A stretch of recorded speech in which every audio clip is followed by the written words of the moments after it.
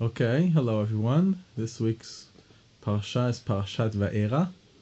In Parshat Va'era, we have several of the makot that came on Mitzrayim, the plagues. In fact, we have 7 of them. The second plague is the plague of frogs, where the frogs swarmed all over Egypt. And in fact, they plagued the Egyptians so terribly that Paro pleaded that Moshe should get rid of the frogs. And in certain things, the plague of frogs is considered one of the most difficult plagues on the Egyptians. And it describes there are several parts of the plague. There's the part of the frogs jumping around. There's the part of the frogs making all kinds of horrible sounds. There's the end of the plague where the frogs all die and all of Egypt stinks. And in fact, when the frogs are all jumping around, one of the things the Torah tells us they do is they jump into the ovens and into the food of the Egyptians. And to a certain extent, this is sort of like committing suicide, since obviously when they go into the oven, they end up getting baked.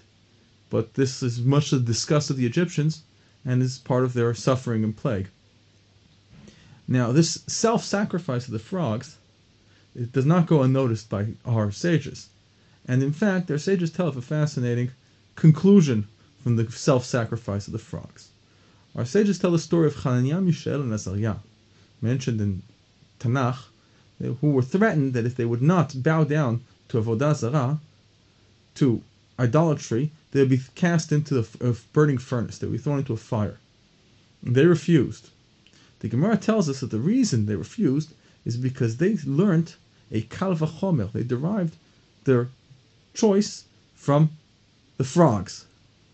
Because the frogs, who do not have any commandments, and who do not have any benefit in Olam Haba, they don't have sachar va'onesh, they don't get punished for not behaving properly, or blessings and gifts for behaving properly. They obeyed Hashem's commandment and leapt into the fire and into the furnaces to trouble the Egyptians and disgust them. So Chananya, Mishael, and Azarya said, surely we who are commanded and who Hashem will reward us for doing His mitzvot must therefore not commit idolatry, and it's better that we should be cast into a furnace, even if we might all die from it. Now Hashem rewarded them for their self-sacrifice, and in fact the flames didn't hurt them, and they were saved, and later on were treated with great respect for that. And all this we learn from the lowly frog. So I think we can also learn for ourselves the importance of obeying Hashem and appreciating the fact that Hashem does love us and reward us for doing good deeds. May we all merit lots of reward and lots of good deeds. Kol Tuv, Shabbat Shalom.